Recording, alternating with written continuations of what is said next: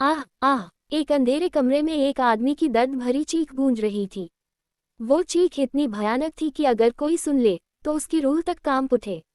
एक अधेड़ उम्र का आदमी एक पुरानी लकड़ी की कुर्सी पर बंधा हुआ था। उसके हाथों और पैरों को मोटी रस्सियों से कसकर बांधा गया था। उसके दाहिने कान में एक मेटल क्लिप फंसी हुई थी जिससे खून बह रहा था। उसका पूरा चेहरा पसीने और आंसुओं से भीगा हुआ था। शरीर पर दर्जनों खरोंचें थीं, कपड़े फटे हुए और लहूलुहान। तभी एक गूंजती हुई आवाज कमरे में फैल गई। बता, क्यों आया था तू इधर? क्या प्लान था तेरा? बता। ये कहते हुए सामने खड़ा आदमी उस रस्सी को खींचने लगा जिससे उसके कान को बांधा गया था। कुर्सी पर बैठे आदमी ने दर्द से तड़पते हुए चिल्लाया, मैं सच कह रहा हूँ साहब, मुझे कुछ नहीं पता। सामने खड़ा शख्स हंसते हुए बोला, नहीं बताएगा तू? लगता है तू हमें बेवकूफ़ समझता है। लेकिन एक बात जान ले, सच निकलवाने के हमारे पास और भी तरीके हैं। उसी पल उस कमरे का दरवाज़ा जोर से खुला। एक लड़की किसी को घसीटती हुई अंदर लाई। कुर्सी पर बैठे आदमी को पहले तो कुछ दिखाई नहीं दिया। अंधेरे और आंखों में जमी नमी के कारण सब धुंधला लग रहा था। लेकिन जैसे ही उसने कुछ पलकों को झपकाया, दरवाजे से आती हल्की रोशनी में जमीन पर पड़े शख्स की शक्ल थोड़ी साफ नजर आने लगी। उसे पहचानते ही उसकी चीख निकल गई। छोटे छोटे उठ, क्या हुआ तुझे? ये कहते हुए वो कुर्सी से उठने की कोशिश करने लगा, मगर जरा भी हिला नहीं। तभी जो लड़की अभी अभी किसी को घसीटते हुए कमरे में लाई थी, उसने सामने रखी मेज से चाय का थर्मस उठाया और ठंडी नपी तुली आवाज में बोली, चिल्लाओ मत, मरा नहीं है वो, अभी होश में है। फिर उसने बड़े आराम से कप में चाय उड़ेलते हुए कहा, चाय पियोगे? ठंड बहुत है, कांप रहे हो तुम। उसके लहजे में न तो हमदर्दी थी, नहीं मजाक, एक अजीब सी क्रूर शांति थी। कुर्सी पर बंधे आदमी ने चाय की तरफ एक नज़र डाली, फिर जमीन पर पड़े अपने छोटे भाई की तरफ देखा और आखिरकार उस लड़की की आंखों में झांकते हुए हल्के से सिर हिला दिया। हाँ मैं। जिस आदमी ने अब तक रस्सी पकड़ी हुई थी, उसने एक बार उसे झटका, फिर छोड़ दी। वो शांत भाव से कुर्सी के पीछे गया और उसके हाथों की रस्सी पीछे से खोलकर आगे की तरफ कस दी, जैसे अब उससे पीने की इजाजत हो। लड़की इत्मीनान से कुर्सी पर बैठ गई। उसने चाय का कप उसके हाथों में थमाया और बेहद सहज स्वर में बोली, ले चाय पी, और अब बता, क्या प्लान था तुम लोगों का? उस आदमी ने कांपते हाथों से कप थामा और धीमे स्वर में बोला, मुझे सच में नहीं पता। बस इतना ही कहा था उसने कि लड़की अचानक खड़ी हो गई।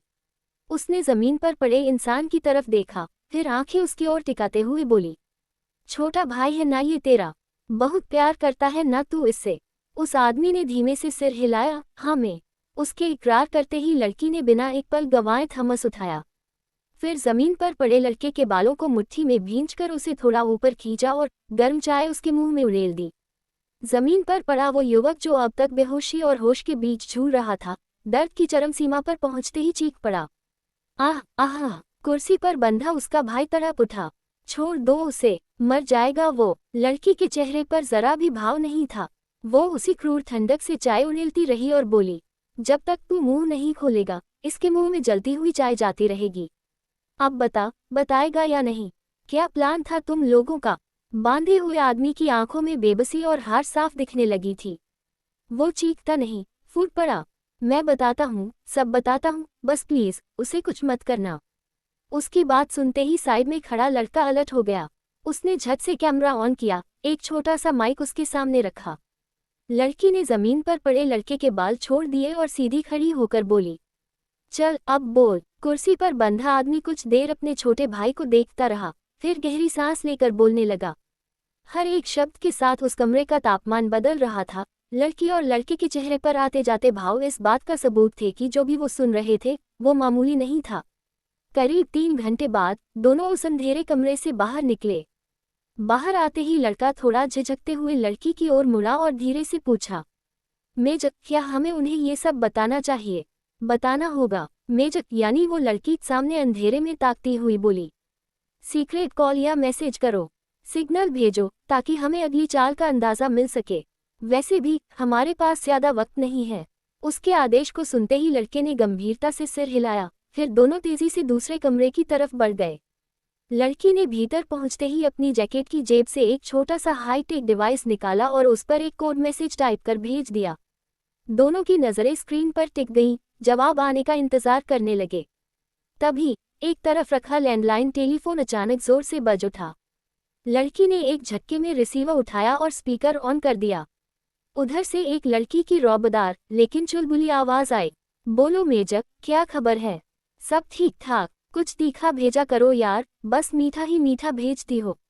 उसकी बात पर लड़का बिना वक्त गवाए जवाब देता है, कुछ मेहमान आए थे मीठा लेकर, पर अब तीखा हम बनाएंगे।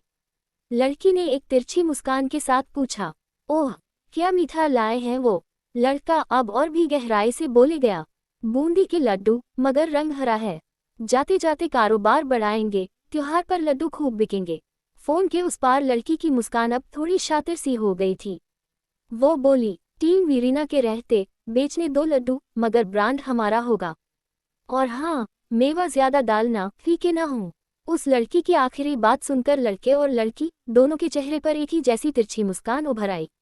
लड़की ने कुछ पल रुकते हुए ठहराव से कहा, मेहमानों की खातिरदारी में कोई कसर नहीं रहनी चाहिए, और इस बार लड्डू हम खुद देने जाएंगे। ये कहते हुए उसने बिना और कुछ सुने एक झटके में फोन डिस्कनेक्ट कर दिया। लड़का हल्की सी हंसी के साथ उसकी तरफ मुड़ा और बोला, खातिरदारी तो तुमने गजब कर दी है, अब बस लड्डू बांटने की देर है। लड़की उसकी बात पर मुस्कुराई, फिर ठंडी आवाज में बोली, टीम वीरिना के होते हुए मेहमाननवाजी में कमी कैसे रह सकती है, डिप्टी मेजर। ये कहते हुए उसने उसकी तरफ देखा और एक डेविल स्माइल के साथ आंखें मिचका दी। उसकी मुस्कान का जवाब लड़के ने भी वैसी ही डेविल स्माइल के साथ दिया। फिर दोनों वहां से बाहर निकल गए। उन्होंने उन दोनों लड़कों को एक छोटे सीलन भरे कमरे में बंद किया, दरवाजा लॉक किया और बिना पीछे देखे ठंडी चाल में उस अंधेरे बेसमेंट से बाहर निकल गए। दिल्ली चौहान इंडस्ट्रीज न सिर्फ दिल्ली बल्कि पूरे इंडिया की टॉप इंडस्ट्रीज में से एक। जितना बड़ा इसका नाम था, उतनी ही बड़ी और ग्लैमरस इसकी इमेज भी। यहाँ काम करना हर प्रोफेशनल का ड्रीम था, लेकिन टैलेंटेड और हाईली क्वालिफाइड लोग भी यहाँ आसानी से सिलेक्ट नहीं होते थे। टॉप फ्लोर पर बना एक एक्सक्लूसिवली डिजाइन कैबिन, जिसे देखकर ये कहना मुश्किल था कि ये ऑफिस स्पेस है या कोई लग्जरी स्वीट। पूरी एक साइड की wall floor to ceiling glass से बनी हुई थी, जिससे पूरा शहर एक पैनोरामिक व्यू की तरह नजर आता था, लेकिन बाहर से कोई अंदर नहीं देख सकता था। कैबिन के सेंटर में एक स्लीक कर्व टेबल था, जिस पर फाइलें बिल्कुल ऑर्गेनाइज्ड रखी हुई थीं। टेबल के कोने पर 4 मनी प्लांट रखे थे, जो किसी ग्रीन डेको से कम नहीं लग रहे थे। सामने वाली वॉल पर 64 इंच स्मार्ट टीवी लगा था, जिसके दोनों साइड मॉडर्न डिजाइनर सोफाज रखे थे। हर कॉर्नर पर इंडोर प्लांट्स की मौजूदगी इस बात का सबूत थी कि कंपनी का सीईओ नेचर एंथुजियास्ट है। टेबल के ठीक सामने एक एग्जीक्यूटिव चेयर पर एक लड़का बैठा था, फेस विंडो की तरफ था, शायद बाहर की किसी सोच में डूबा हुआ। तभी दरवाजे पर नॉक हुआ। लड़के ने बिना पीछे देखे ही हाथ बढ़ाया और टेबल पर रखा रिमोट उठाकर एक बटन प्रेस कर दिया। बटन दबते ही कैबिन का ऑटोमेटिक दूर खुला। एक लड़का हाथों में फाइल लिए अंदर आया और टेबल के सामने खड़ा होकर प्रोफेशनली बोला, सर, सारे शेयर होल्डर्स मीटिंग रूम में आ चुके हैं। आपकी इंस्ट्रक्शन के मुताबिक सबको इनवाइट कर दिया गया है। जैसे ही उसने इतना कहा, चेयर पर बैठा लड़का धीरे धीरे अपनी चेयर घुमाने लगा। नीली आंखें, शार्प फेशियल कट्स, गेहुआ रंग, घुंघराले डार्क ब्राउन बाल जो आधे एक रबर बैंड से बंधे थे, पतली नाक, डैफिन्ड लिप्स, हल्की बिखरी दाढ़ी और मोटी घनी मूंछें। उसका पूरा लुक ऐसा था कि जैसे किसी ब्रूटल चार्म और कंट्रोल का कॉम्बिनेशन। उसने एक हाथ से अपनी मूंछों को ताव दिया और स्माइल के साथ बोला, चलो देखते हैं आज कौन है जो तक्ष सिंह चौहान के सामने जुबान चलाने की हिम्मत कर रहा है। उसके लहजे में घमंड नहीं, पोजीशन की परछाई थी, जैसे उसने खुद को साबित नहीं किया बल्कि अपनी हॉरिजन से दूसरों को मिटा दिया हो। वो चेयर से उठा और स्ट्रेट वॉक करता हुआ कैबिन से बाहर निकल गया। पीछे पीछे उसका पर्सनल असिस्टेंट चिराग भी चल पड़ा। दोनों लिफ्ट में एंटर हुए। चिराग ने सेकंड लास्ट फ्लोर का बटन प्रेस किया और एक साइड में खड़ा हो गया।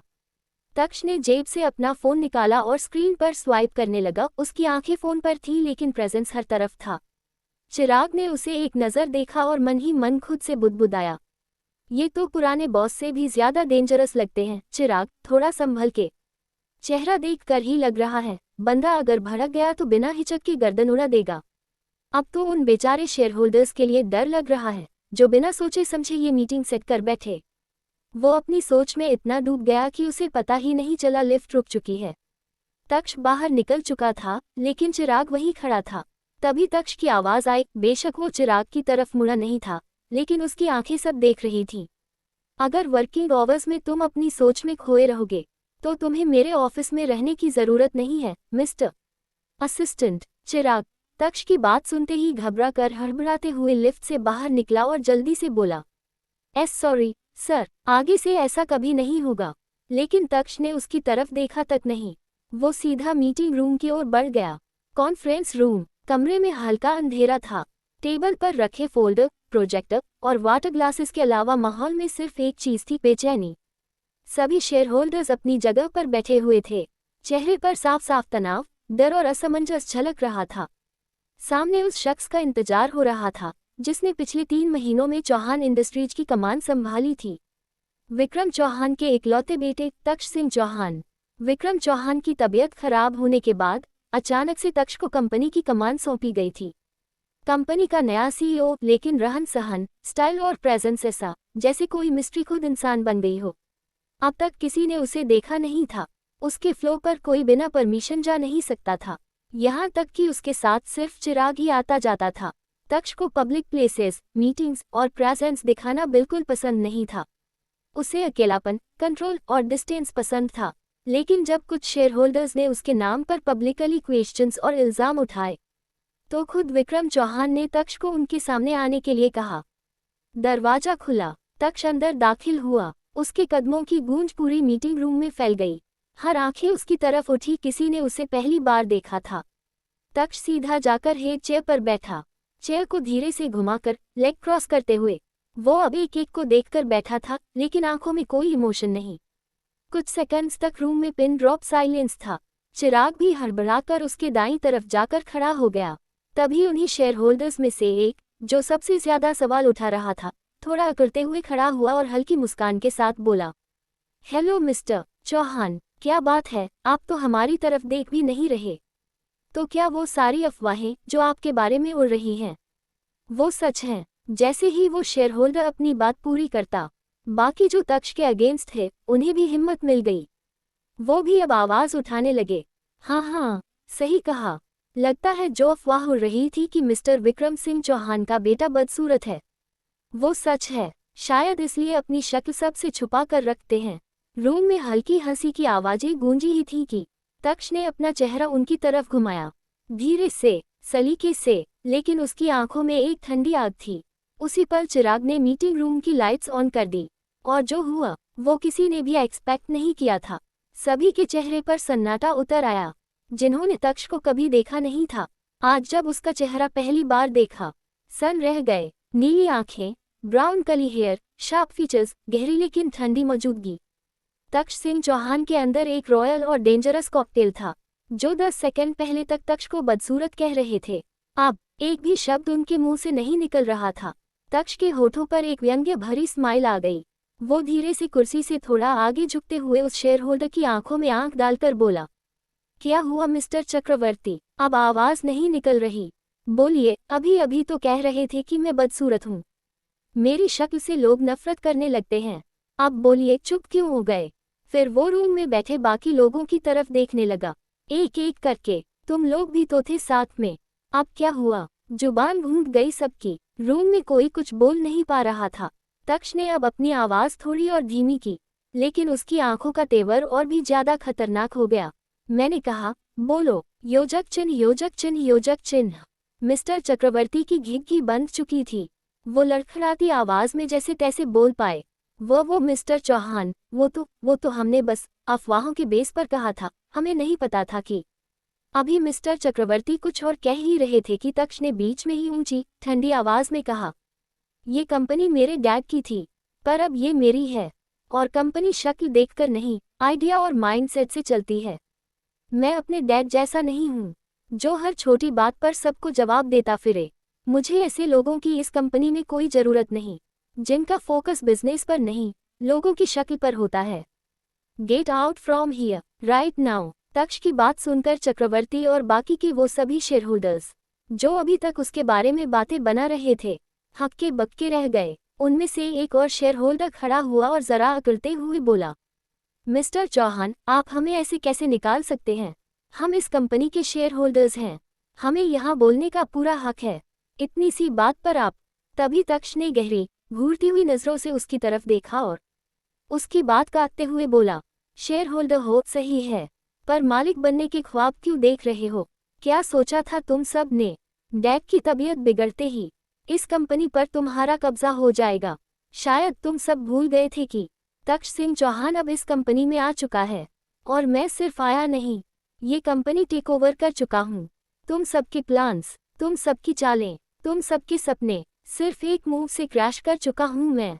और किन अफवाहों की बात कर रहे हो तुम? वही अफवाह ना जो मेरे सीईओ बनते ही तुम लोगों ने पूरे इंडस्ट्री सर्कल में फैला दी थी। That I'm not capable, not deserving. Well, guess what? मैं अब इस कंपनी का चेहरा ही नहीं, रूल भी कर रहा हूँ। तक्ष के ये शब्द जैसे ही कमरे में गूंजे, वो 6 शेयरहोल्डर्स जो अभी तक अकड़ में थे, एकदम चुप हो गए। किसी की हिम्मत नहीं हो रही थी आंख उठाकर भी देखने की। तक्ष अब अपनी कुर्सी से उठा, धीमी चाल में, अपने रौब और एटीट्यूड को लेकर। जैसे ही वो मीटिंग रूम के डोर तक पहुंचा, पीछे पलटकर बिना देखे बोले, आप जा सकते हो, और अगली बार जब मेरा नाम लो तो औकात में रहकर बात करना। बिकॉज तक्ष सिंह चौहान ताकत से नहीं, दिमाग से राज करता है। इतना कहकर वो कंधे उचकाता हुआ बाहर निकल गया। उसके पीछे पीछे चिराग भी, जो इस पूरी सिचुएशन में भी अपने बॉस के कॉन्फिडेंस से डर ही रहा था। जिन शेयरहोल्डर्स ने कुछ नहीं बोला था, वो सांस में सांस आए जैसे फील कर रहे थे। बच गए यार। बाकी के जो तक्ष के खिलाफ थे, उनकी आंखों में पछतावे से ज्यादा डर था। वे चुपचाप नजरें झुकाए मीटिंग रूम से बाहर खिसक लिए, लेकिन मिस्टर चक्रवर्ती वहीं खड़े रहे। उनकी आंखों में गुस्से की आग, चेहरे पर अपमान की जलन, और हाथ की मुट्ठी गुस्से में कांपती हुई। उन्होंने टेबल पर मुक्का मारा और दांत पीसते हुए बोले, तक्ष सिंह चौहान, तूने मेरी बेइज्जती की है, अब इसका हिसाब तुझे देना ही होगा। Game on. इतना कहकर वो भी तेज कदमों से गुस्से में भरा हुआ मीटिंग रूम से बाहर निकल गया। तक्ष मीटिंग रूम से बाहर आया। उसकी चाल में एक अलग ही रौब था, ना गुस्सा, ना जल्दबाजी, बस एक खामोश ठंडक जो किसी तूफान से पहले की शांति जैसी लग रही थी। जैसे ही वो बिल्डिंग के बाहर पहुंचा, ड्राइवर ने उसे आते देखा और फौरन कार का पिछला डोर खोल दिया। तक्ष बगैर किसी शब्द के अंदर बैठ गया। चिराग भी जल्दी से पैसेंजर सीट पर बैठा और ड्राइवर ने कार स्टार्ट कर दी। कुछ मिनट की खामोशी के बाद चिराग ने हिम्मत करके पूछा, सर, जब आपको पता है कि वो अफवाहें मिस्टर चक्रवर्ती ने उड़ाई हैं, तो आपने उन्हें अब तक कोई जवाब क्यों नहीं दिया? तक्ष अपने फोन की स्क्रीन पर उंगलियां चला रहा था। उसके चेहरे पर कोल्ड स्माइल थी।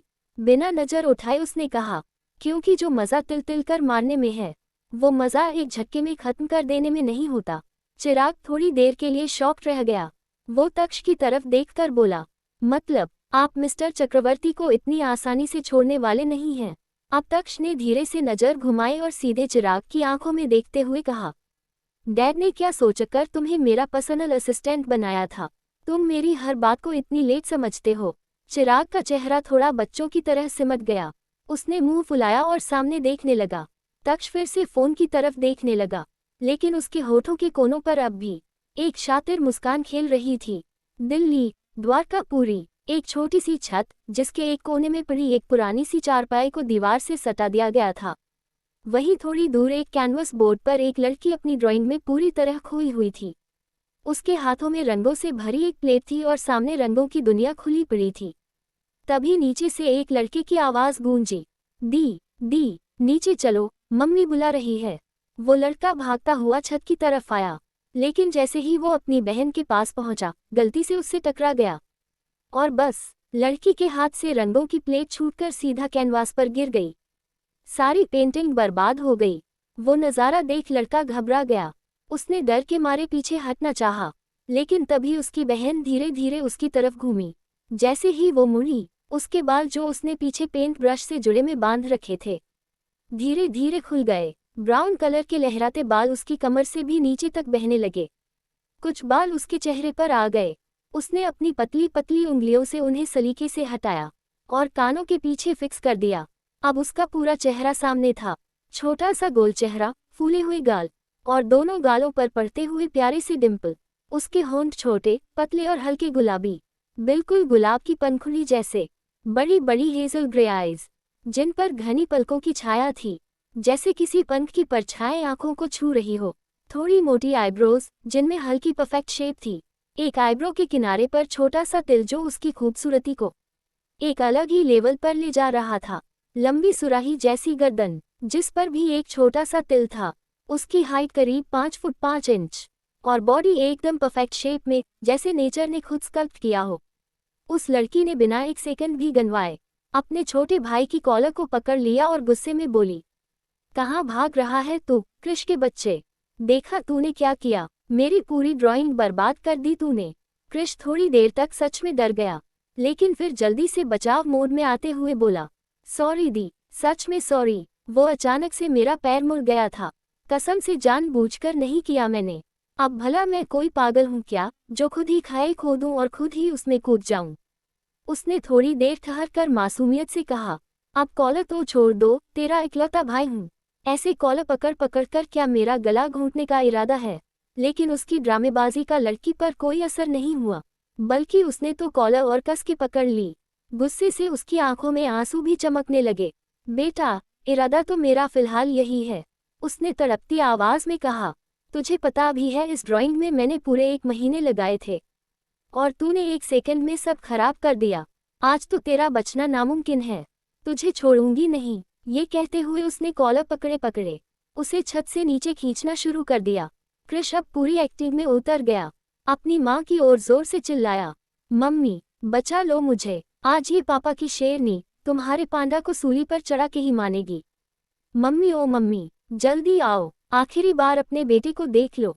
उसकी डायलॉगबाजी सुनकर छत की सीढ़ियों पर रखी बिल्लियों तक हंस पड़ी होती, बस दीदी नहीं हंसी क्योंकि उसकी मासूम मेहनत वाकई टूट चुकी थी। सीढ़ियां उतरते हुए वो लड़की गुस्से से बुदबुदाते हुए बोली, अरे चिंता मत कर मोटे भालू, तुझे तो अब माता श्री के सामने ही सूली पर चढ़ाऊंगी। नीचे किचन से आवाज आई, एक औरत की सख्त लेकिन थकी हुई सी टोन, अब क्या हंगामा मचाया है तुम दोनों ने, मुझे चैन से नाश्ता भी नहीं बनाने देते। जैसे ही उन्होंने सामने देखा, उनकी आंखें एक पल को हैरानी से चौड़ी हो गईं। नक्षत्रा, ये क्या कर रही है तू? बच्चा है वो, मारपीट क्यों कर रही है उससे? कहीं चोट लग गई तो? नक्षत्रा ने थोड़ा हौंफते हुए, गुस्से को कंट्रोल करते हुए अपने छोटे भाई की कॉलर छोड़ दी और बोली, मम्मी इस मोटे भालू ने मेरी महीने भर की मेहनत खराब कर दी। मैं अपनी ड्राइंग फिनिश कर रही थी और इसे तो बस खाने की चिंता होती है। चलने में जरा ध्यान दे लेता तो आज मेरी मेहनत जिंदा रहती। उधर कॉलर छूटते ही कृष ने बिना 1 सेकंड गंवाए झट से मां के पीछे जाकर खुद को सेफ जोन में डाल लिया।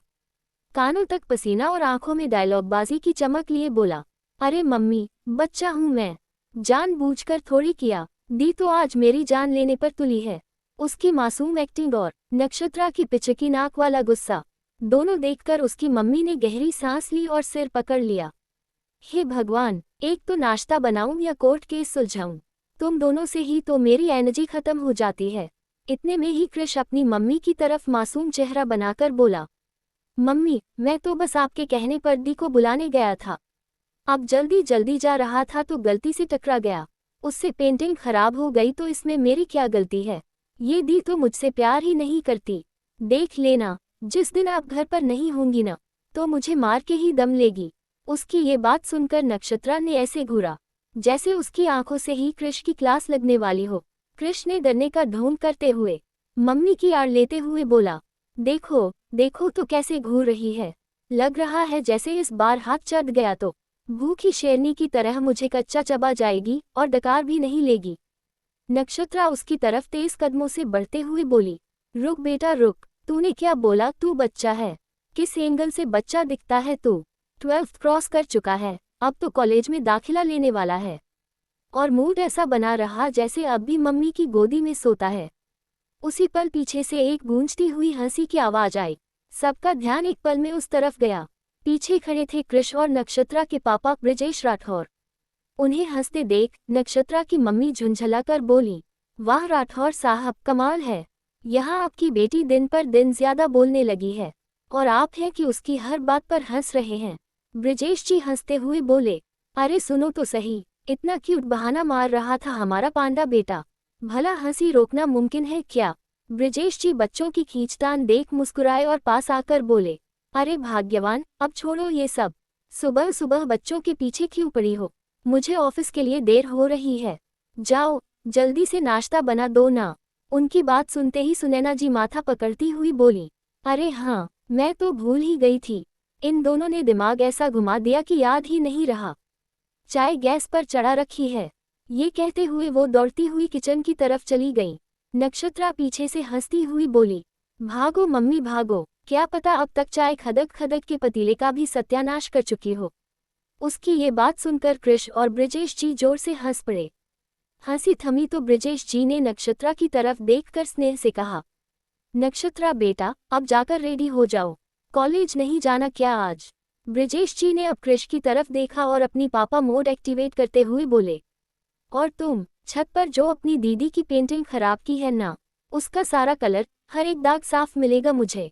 अगर एक भी निशान दिखा तो इस महीने की पॉकेट मनी कैंसिल, और वो भी बिना नोटिस के। इतना कहकर वो मुड़े और चलते हुए बोले, तारानकन, और हाँ, अगले 15 मिनट में तुम दोनों डाइनिंग टेबल पर चाहिए। फैमिली ब्रेकफास्ट करेंगे साथ में। फिर मैं नक्षत्रा को कॉलेज छोड़ते हुए ऑफिस निकल जाऊंगा। और हाँ, जो भी 15 मिनट से लेट हुआ, उसके लिए आज ब्रेकफास्ट कैंसिल समझो। तारानकन। इतना कहते ही वो अपने रूम की तरफ चले गए। नक्षत्रा और कृष्ण ने एक दूसरे को देखा, फिर दोनों ने एक साथ ड्रामेटिक स्टाइल में मुंह बनाया। उफ पापा भी ना, टाइम बॉम्ब। लेकिन दोनों जानते थे कि अगर टाइम मिस किया तो सच में नाश्ता छिन जाएगा। इसलिए बिना देर किए दोनों अपने अपने काम पर लग गए। नक्षत्रा चेंज करने और रेडी होने भागी, और कृष बालकनी की तरफ भागा पेंटिंग की बर्बादी साफ करने। ठीक 15 मिनट बाद पूरा राठौर परिवार डाइनिंग टेबल पर बैठा था। टेबल पर गरम पराठे, टोस्ट, फ्रूट बाउल और हेल्दी डाइट का परफेक्ट मिक्स रखा हुआ था। नक्षत्रा अपनी फेवरेट हेल्दी मूंग चने की प्लेट में थोड़ा नींबू निचोड़ते हुए पापा की तरफ मुड़ी और बोली, पापा, हमारे कॉलेज में एक आर्ट एग्जीबिशन होने वाला है और उस पूरे इवेंट को आपकी कंपनी स्पॉन्सर कर रही है। उसने अभी इतना ही कहा था कि पास ही बैठा कृष, जो ब्रेड को चाय में डुबोकर मुंह में डाल रहा था, बिना टाइम वेस्ट किए बोला, तो क्या तू पापा से ये कहने वाली है कि तुझे उस एग्जीबिशन में फर्स्ट प्राइज दिलवाने के लिए उनके बॉस से बात कर ले। उसने वाटर बोतल की ढक्कन खोलते हुए कहा और आंख मटकाई।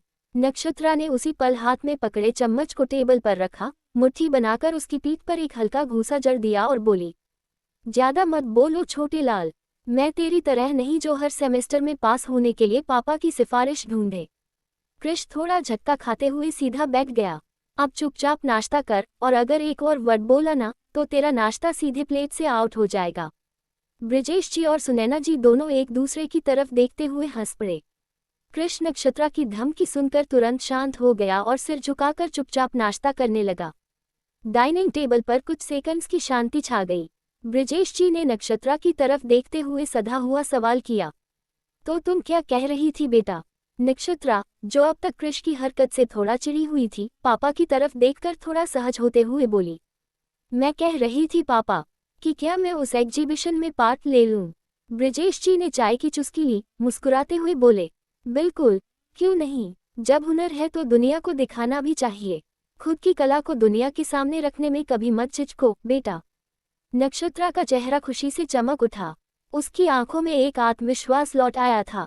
वो मुस्कुराते हुए बोली, थैंक यू सो मच पापा, मैं आज ही प्रोफेसर को नाम दे दूंगी और फॉर्म भी भर दूंगी। ब्रिजेश जी ने बस अपना सिर हाँ में हिलाया, फिर दोनों भी नाश्ता करने लगे। नाश्ता करने के बाद नक्षत्रा और ब्रिजेश जी घर से निकल गए। नक्षत्रा को कॉलेज छोड़कर ब्रिजेश जी अपने ऑफिस के लिए निकल गए। कॉलेज कैंपस, सुबह 9:45 AM। जैसे ही नक्षत्रा कैंपस के गेट से अंदर आई, एक लड़का तेजी से उसके सामने आकर खड़ा हो गया। उसका रास्ता रोकते ही नक्षत्रा का चेहरा एकदम सर्द पड़ गया। उसकी आंखों का एक्सप्रेशन मानो किसी ने ऑफ स्विच कर दिया हो, नो इमोशन, नो रिएक्शन। क्या बात है, उसने बगल से बाल पीछे करती हुई एकदम नपे तुले लहजे में कहा, आज कॉलेज का गेट गधों के लिए भी खुला रह गया क्या? और तू इधर आया क्यों है विक्की? सामने खड़ा विक्की, जो खुद को आज का हीरो समझ रहा था, उसी अकड़ में बोला, बोल ले नक्षत्रा, जितना बोलना है बोल ले, लेकिन आज के बाद तू बोलने लायक नहीं रहेगी। इस बार मैं तुझे हराकर दिखाऊंगा। नक्षत्रा बिना मुस्कुराए कुछ सेकंड उसे घूरती रही, फिर ठंडी हंसी के साथ बोली, तेरे अंदर इतनी गलतफहमी कहाँ से आती है विक्की? एक बात याद रख, गधा सोचने से शेर नहीं बनता, और तू तो गधों की भी लास्ट बेंच पर बैठने लायक है। नक्षत्रा राठौर को हराने का सपना देखना छोड़, वरना दिन में भी तारे दिखेंगे। विक्की का चेहरा जल भून कर रह गया। बाकी स्टूडेंट्स जो आसपास से गुजर रहे थे, सब नक्षत्रा की कॉन्फिडेंट वाइब को नोटिस कर रहे थे। विक्की दांत पीसते हुए गुस्से में बोला, ठीक है, देख लेंगे फिर किसकी औकात क्या है। नक्षत्रा उसकी आंखों में आंखें डालते हुए ठंडी मुस्कान के साथ बोली, ठीक ही तो कह रहे हो, तू वाकई बहुत फालतू है। जब देखो तब अपनी बेइज्जती कराने चला आता है। कसम से तुझसे ज्यादा फ्री तो इंटरनेट का डेटा भी नहीं रहता। विक्की उसके और करीब आया, आंखों में चुनौती का भाव था। आज देख लेना किसकी बेइज्जती होती है और कौन झुकता है। नक्षत्रा उसकी आंखों में झांकते हुए बिना पलक झपकाए बोली, बस एक बात याद रख, आज आते हुए दुपट्टा जरूर लाना। कम से कम हारने के बाद अपना मुंह तो छुपा सकोगे। इतना कहकर नक्षत्रा ने अपने कंधे से विक्की के कंधे को हल्का धक्का दिया और स्टाइलिश कॉन्फिडेंस के साथ आगे बढ़ गई। विक्की उसका जाता हुआ तेज कदमों वाला अंदाज देखते हुए कंधा सहलाता हुआ मन ही मन फूटा। आज इस नक्षत्रा का नक्षत्र मैं बदल कर ही रहूंगा। जो सोच रखा है वो पूरा करके रहूंगा। वहीं नक्षत्रा अपने मन में खुद से कहती चली गई, नक्षत्रा के नक्षत्र ऊपर वाला ही बदल सकता है, बाकी किसी की इतनी औकात नहीं। नक्षत्रा दूसरों के नक्षत्र पलटने की ताकत रखती है। उसकी चाल और आंखों में वही चमक थी जो एक जिद्दी लड़की के आत्मविश्वास से ही आ सकती थी। और वो क्लासरूम की तरफ आगे बढ़ गई। जैसे ही नक्षत्रा अपनी क्लास में पहुंची, उसकी नज़र सीधा लास्ट बेंच पर बैठी अहाना पर पड़ी।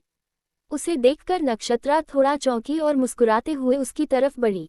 क्या बात है आहू, आज तू लास्ट सीट पर क्यों बैठी है? उसने पास जाकर थोड़ा हैरानी से पूछा। अहाना, जो अपनी किताब अपने चेहरे पर रखे बैठी थी, नक्षत्रा की आवाज़ सुनते ही किताब हटाते हुए मुस्कुरा दी। तू आ गई नक्षु, मैं तेरा ही वेट कर रही थी। सोच रही थी कि हमेशा फ्रंट बेंच पर बैठते हैं, तो क्यों ना आज थोड़ा चेंज किया जाए। और वैसे भी देखना खिड़की से कितनी कूल हवा आ रही है। इतनी गर्मी में तो यही सीट बेस्ट है, आज यही बैठते हैं। ओके। नक्षत्रा ने हल्की सी स्माइल देते हुए अपना बैग टेबल पर रखा और बोली, ठीक है, चलो आज यही सही। अहाना ने उसकी तरफ ध्यान से देखा और थोड़ी सी सीरियस होकर बोली, बैठना तो ठीक है, लेकिन ये बता, तेरा फेस इतना डाउन क्यों लग रहा है? ऐसा लग रहा है जैसे अभी अभी किसी से बहस करके आए हो। नक्षत्रा चेयर पर बैठते हुए अपने बैग से पानी की बोतल निकालने लगी। फिर बोली, बहस तो नहीं, लेकिन हाँ, एक चैलेंज एक्सेप्ट करके आई हूँ। अहाना फौरन उसकी तरफ मुड़ी और हैरानी से बोली, क्या, कैसा चैलेंज, और किसने दिया तुझे चैलेंज? नक्षत्रा ने पहले पानी की बोतल उठाए और कुछ सिप्स लिए। पानी की कुछ बूंदें उसके होठों से होते हुए उसकी सुराही जैसी गर्दन तक बहाईं। उसने उन्हें जल्दी से हाथ से पोंछा और एक हल्की सी स्माइल के साथ बोली, और कौन हो सकता है विक्की के अलावा? वही जो हमेशा बास्केटबॉल में मुझसे हार जाता है, फिर भी रोज नए चैलेंज करता रहता है।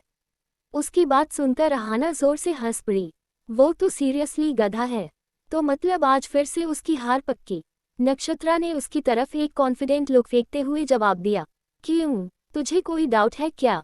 अहाना ने फौरन सिर हिलाया और मुस्कुराते हुए बोली, नहीं यार, बिल्कुल भी नहीं। विक्की तेरे सामने कभी जीत ही नहीं सकता। नक्षत्रा उसकी बात सुनकर हल्के से मुस्कुरा दी। फिर दोनों ने अपनी अपनी बुक्स निकाली और पढ़ने में लग गईं। कुछ ही देर में प्रोफेसर क्लास में आ गए और लेक्चर शुरू हो गया। 3 बैक टू बैक लेक्चर्स के बाद नक्षत्रा अहाना के साथ रिसेप्शन पर पहुंची और फॉर्म फिल करके सबमिट कर दिया। योजक चिन्ह, योजक चिन्ह, योजक चिन्ह। दूसरी तरफ विक्की बास्केटबॉल ग्राउंड पर अपने दोस्तों के साथ मौजूद था। उसकी नज़रें लगातार एक ही इंसान को ढूंढ रही थीं, नक्षत्रा को। उसने पहले ही अपने फ्रेंड्स से कहकर पूरे कॉलेज में ये बात फैला दी थी कि आज उसका और नक्षत्रा का मैच है। नतीजा ये हुआ कि ग्राउंड के चारों तरफ स्टूडेंट्स की भीड़ लग चुकी थी। सबको उस क्लैश ऑफ टाइटन्स का बेसब्री से इंतजार था।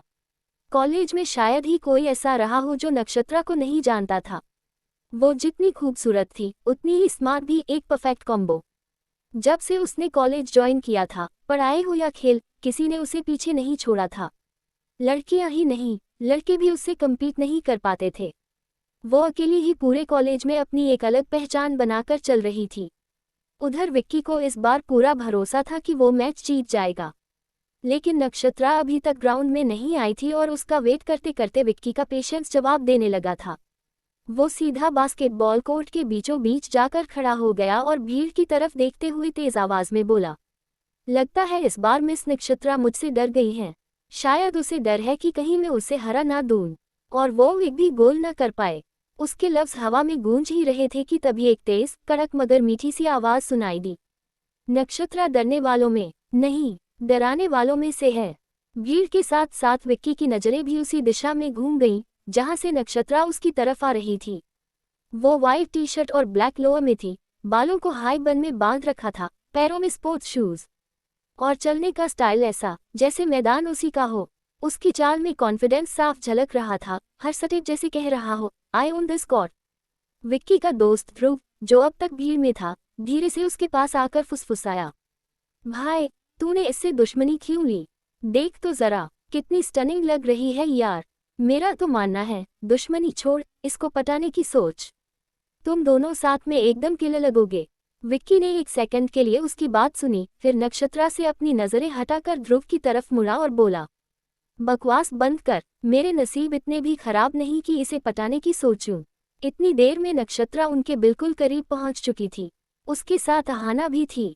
नक्षत्रा ने विक्की की तरफ एक चैलेंजिंग स्माइल फेंकी और बोली, चलो शुरू करें गेम। इतने सारे लोग आए हैं तुझे हारते हुए देखने के लिए, तो फिर देरी किस बात की? विक्की ने नक्षत्रा की आंखों में सीधे देखते हुए कहा, आज मैं नहीं, आज तू हारेगी। ये कहकर उसने ध्रुव के हाथ से बॉल लिया। उसकी पकड़ में एक अजीब सी कॉन्फिडेंस थी, या कहो ओवर कॉन्फिडेंस। ध्रुव और अहाना अपनी अपनी सीट्स पर जाकर बैठ गए। ग्राउंड के एक कोने में रेफरी भी स्टैंड बाय में था, जो न सिर्फ स्कोर नोट करने वाला था बल्कि ये भी ध्यान रख रहा था कि कोई चीटिंग न कर सके। अब सीन पूरा सेट था। विक्की और नक्षत्रा बास्केटबॉल कोर्ट के बीच बने सर्कल में आमने सामने खड़े थे। रेफरी ने सीटी बजाई फीट, और उसी पल विक्की ने बॉल को जमीन पर उछालते हुए तेजी से आगे बढ़ना शुरू कर दिया। नक्षत्रा भी पीछे नहीं रही, वो फुर्ती से उसके पीछे भागी।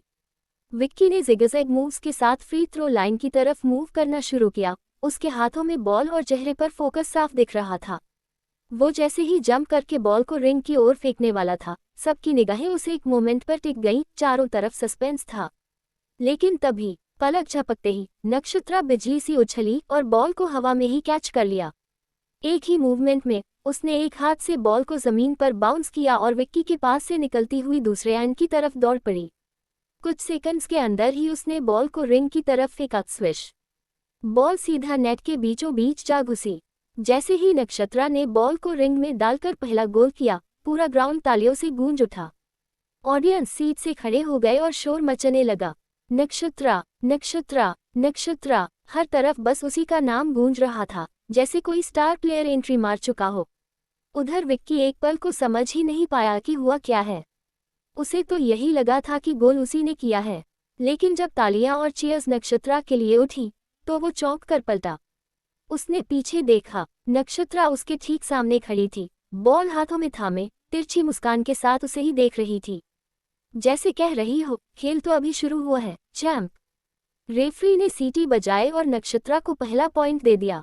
फिर उसने दोनों को फिर से कोर्ट के सेंटर में बुलाया। इस बार नक्षत्रा के हाथ में बॉल थी और कॉन्फिडेंस उसकी आंखों में साफ झलक रहा था। दोनों एक बार फिर आमने सामने खड़े हो गए, लेकिन इस बार माहौल थोड़ा अलग था। अब सभी की निगाहें सिर्फ नक्षत्रा पर थीं। गेम फिर से शुरू हुआ और देखते ही देखते नक्षत्रा ने एक के बाद एक 4 गोल कर दिए। विक्की कोशिश करता रह गया, लेकिन वो एक भी पॉइंट नहीं बना पाया। अब स्कोर 4-0 था। बस एक आखिरी गोल और नक्षत्रा मैच जीत जाती। ग्राउंड में सस्पेंस हाई लेवल पर था। भीड़ चुप थी, धड़कनें तेज थीं और सबकी निगाहें अब सिर्फ उस एक मूवमेंट पर टिक चुकी थीं।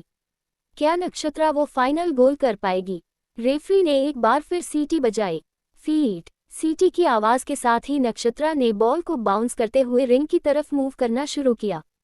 विक्की भी तुरंत उसकी बराबरी में आ गया, उसके ठीक बगल में दौड़ता हुआ, बॉल छीनने की पूरी कोशिश करते हुए। वो अचानक नक्षत्रा के सामने आकर खड़ा हो गया और मुस्कुराते हुए बोला, अब बताओ कैसे जाओगी गोल करने?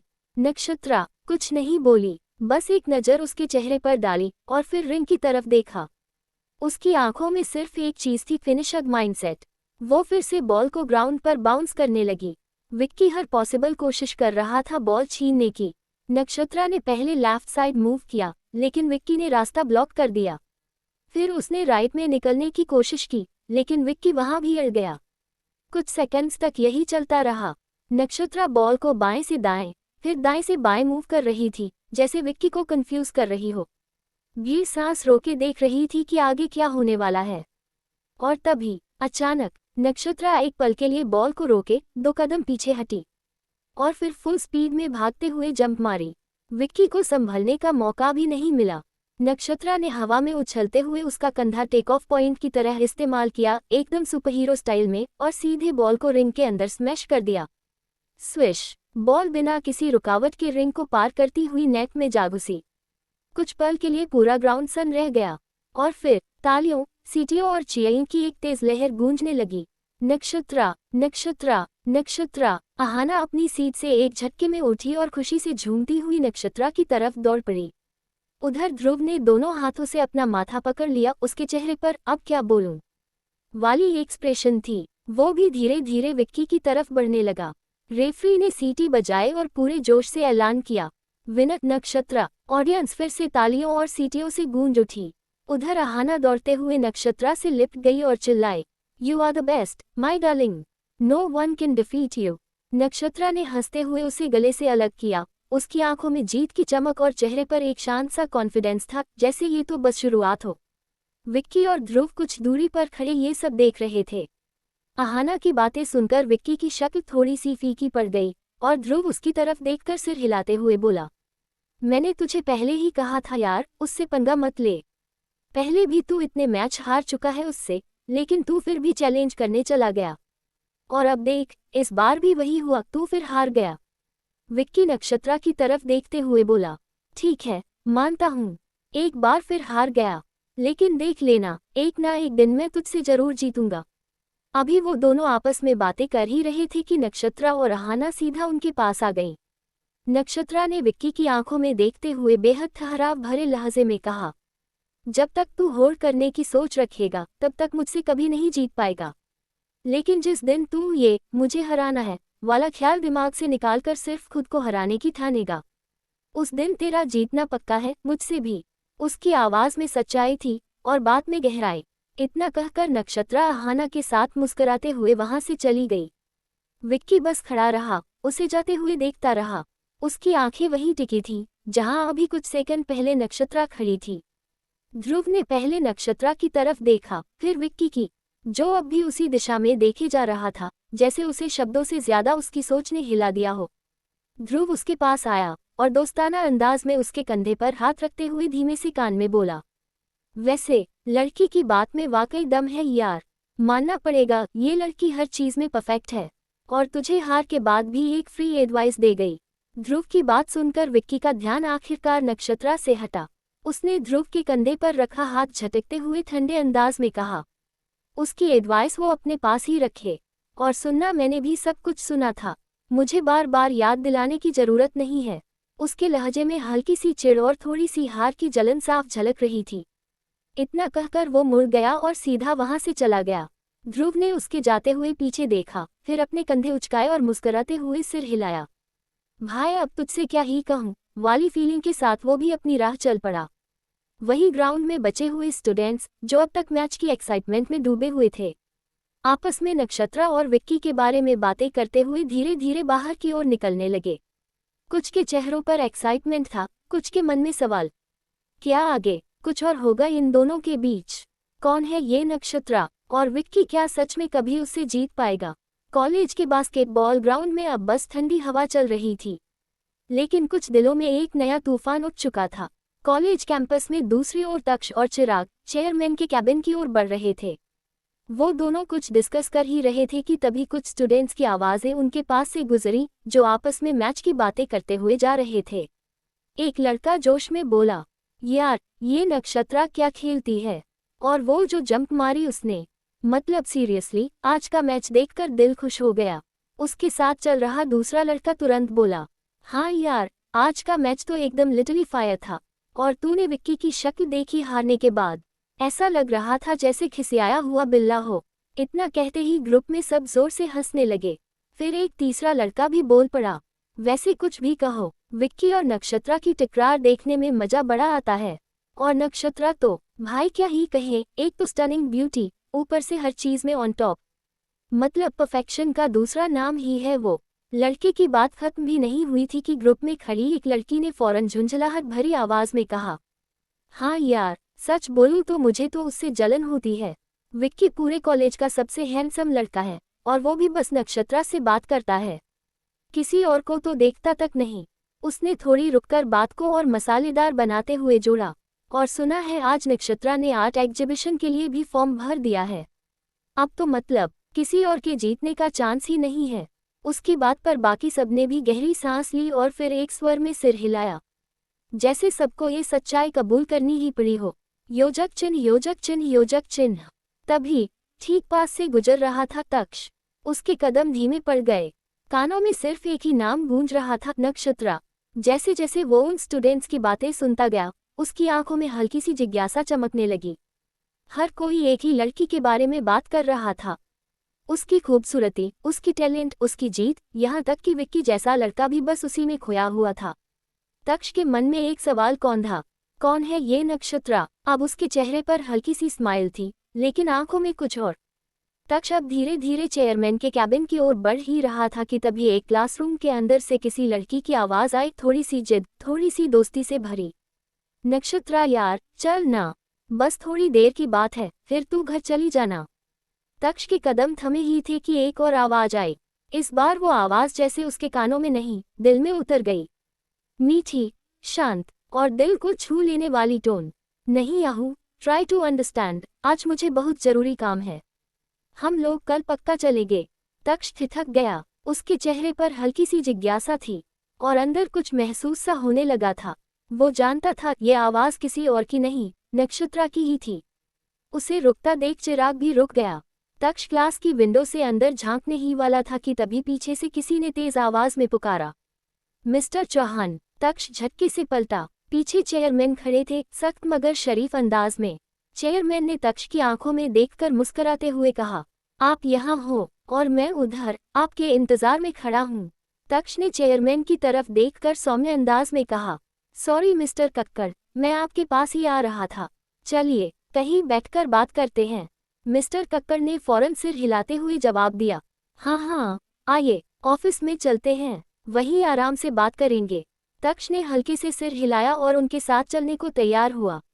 लेकिन जैसे ही मिस्टर कक्कड़ आगे बढ़े, तक्ष की नज़र अनायास ही एक बार फिर क्लासरूम की उस विंडो पर गई, जहां से कुछ देर पहले नक्षत्रा की आवाज आई थी। एक सेकंड की चुप्पी, एक पल की सोच, और फिर तक्ष ने अपनी भावनाओं को जैसे भीतर समेट लिया और आगे बढ़ गया।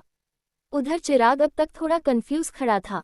वो मन ही मन सोच रहा था, पहले तो बॉस पूरे कैंपस में स्लो स्लो चल रहे थे, जैसे किसी चीज को ढूंढ रहे हों। फिर अचानक किसी विंडो के सामने जाकर रुक गए। ये सब क्या चल रहा है इनके दिमाग में? फिर खुद ही खुद से बोला, चिराग बेटा, ज्यादा दिमाग मत लगा, बॉस कब क्या करे, किस पर नजर डालें, ये तू कभी नहीं समझ पाएगा। अब अगर और देर की तो ये तुझे देख लेंगे, और फिर डांट के साथ साथ सैलरी में भी कटौती पक्की। इतना सोचकर वो तुरंत बॉस के पीछे दौड़ पड़ा, चेहरे पर वही चिराग वाली टेढ़ी मुस्कान और मन में एक ही फीलिंग, ये बॉस ना बिल्कुल अनरीडेबल हैं। तक्ष के वहां से जाते ही क्लासरूम का दरवाजा खुला। नक्षत्रा आहाना के साथ बाहर निकली। जैसे ही उसने क्लास से बाहर कदम रखा, उसे एक अजीब सा एहसास हुआ।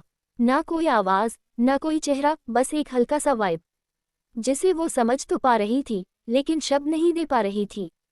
उसकी नज़र अनायास उस तरफ गई, जहां कुछ सेकंड पहले तक्ष गया था, लेकिन उससे पहले कि वो कुछ सोच पाती, आहाना ने उसका हाथ पकड़कर खींच लिया। चल नक्षू, जल्दी कर, फिर तुझे दौड़ते हुए जाना पड़ेगा, आहाना ने खींचते हुए कहा। नक्षत्रा उसके साथ चलते हुए मुस्कुराकर बोली, हाँ हाँ आहू, चल तो रही हूँ, ऐसे मत खींच, मेरा हाथ उखड़ के तेरे हाथ में ही रह जाएगा। आहाना उसकी बात सुनकर भी नहीं रुकी, बल्कि और जोश में खींचते हुए बोली, अरे नहीं उखड़ रहा, भाग रहा है तेरा हाथ, अब चुपचाप चल मेरे साथ।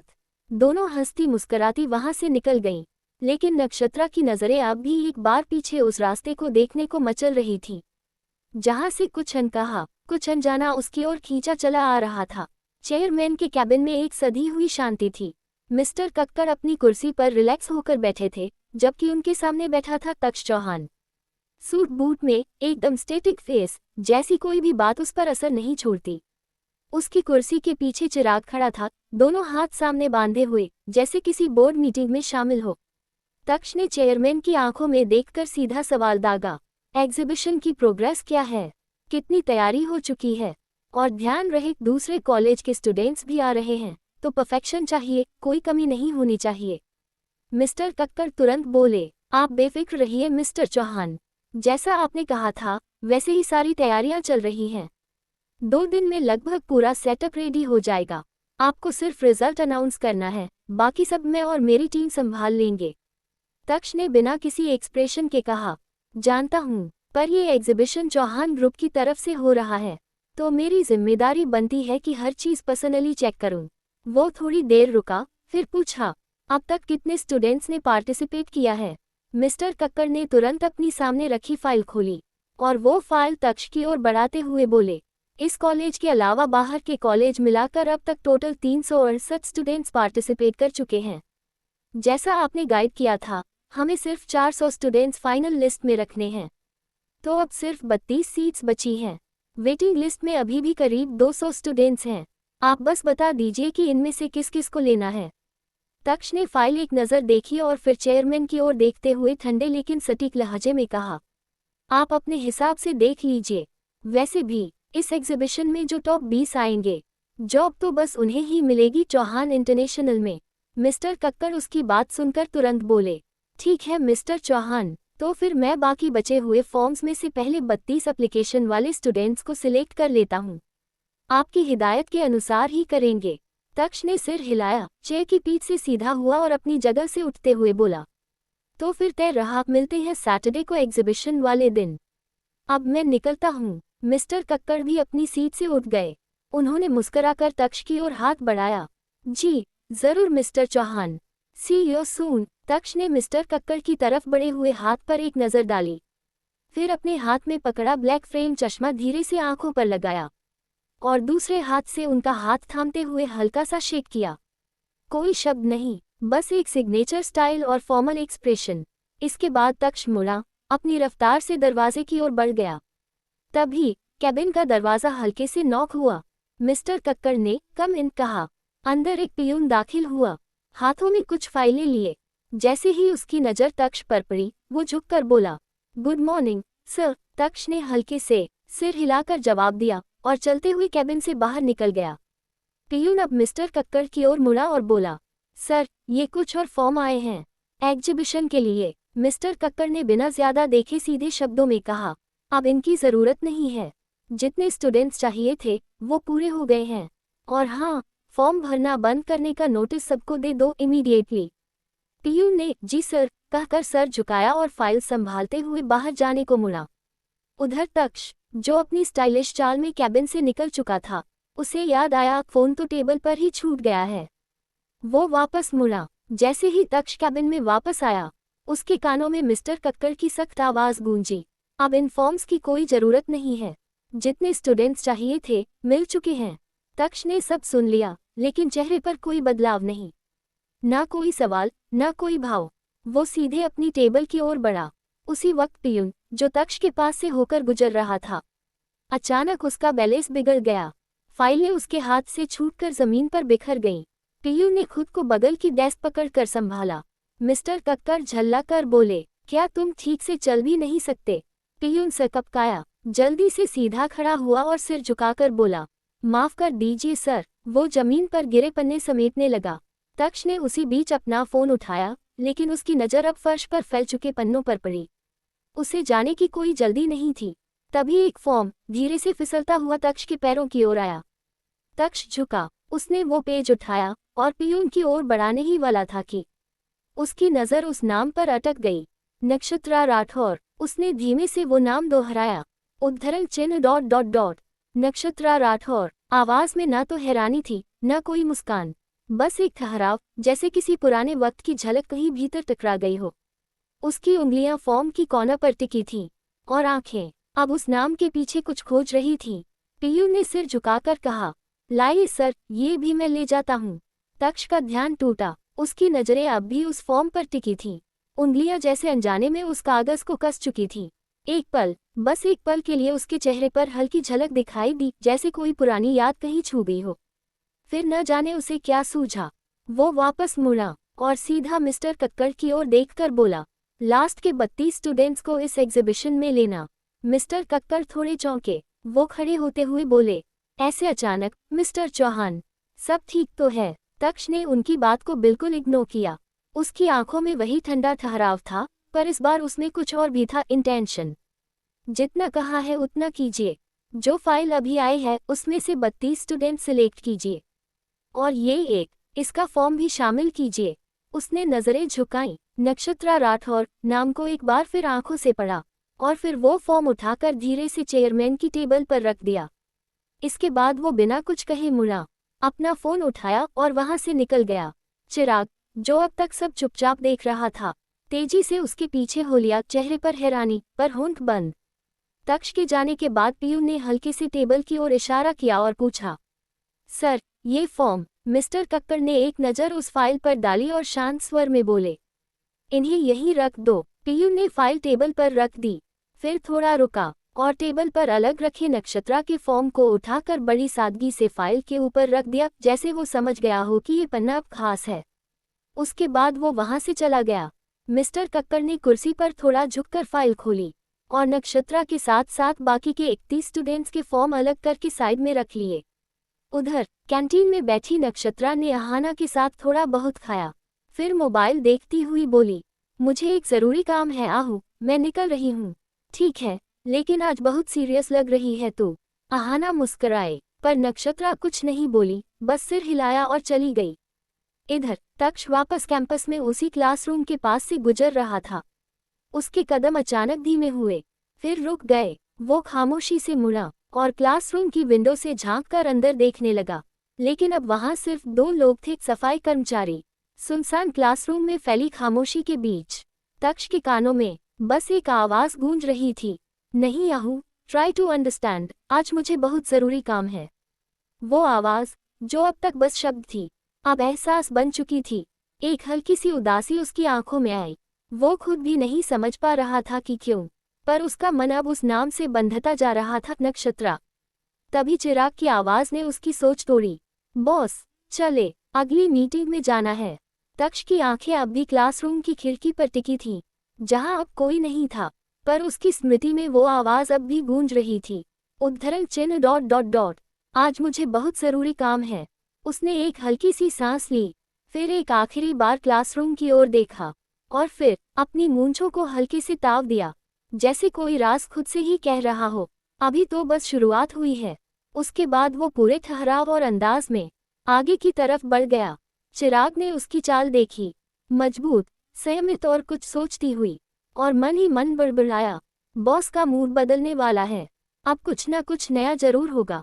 आखिर तक्ष और नक्षत्रा कब एक दूसरे के सामने आएंगे? नक्षत्रा को आखिर इतना जरूरी काम क्या था जो वो इतनी जल्दी में निकल गई? आखिर क्यों तक्ष ने आखिरी समय पर सिलेक्ट करने का प्लान बदल दिया था? जानने के लिए सुनते रहिए ये कहानी, डेविल्स क्रूल हार्टेड वाइफ।